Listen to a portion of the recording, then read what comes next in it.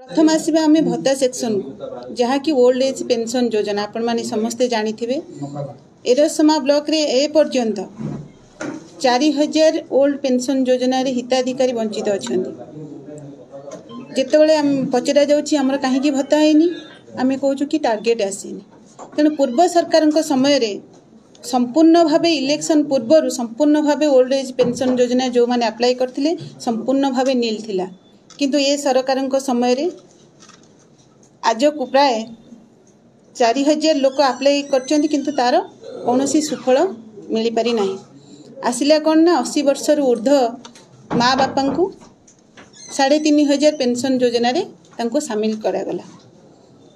जितेबाला सामिल करागला सेतेबाला मु माननीय मुख्यमंत्री एवं माननीय प्रधानमंत्री को पत्र द्वारा निवेदन करी कि आपण माने हैंडिकैप एवं ओल्ड एज 80 वर्ष वृद्धा माँ मान को आपण माने सामिल कले। किंतु सेही स्थल रे आपण माने विधवा माँ टीए कि स्वामी परित्यक्ता माँ टीए भौणी टीए से ये 3500 रे आपण सामिल करंतु।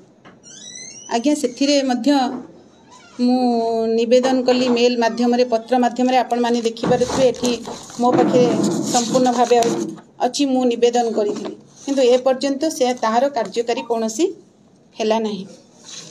जितेबाला गोटे मुंड पिछा सरकार दौरान 3500 से स्थल रे जितेबाला छोट छुआटी को धरी समाजर मुख्य स्रोत रे सामिल होबाई से माँ टी संघर्ष करुच्ची से भौणी टी संघर्ष करुच्ची तांको जदि मु आपणक माध्यम रे निवेदन करुच्ची पुणी थरे तांको मध्य ये मुख्य स्रोत रे सामिल करा जाओ।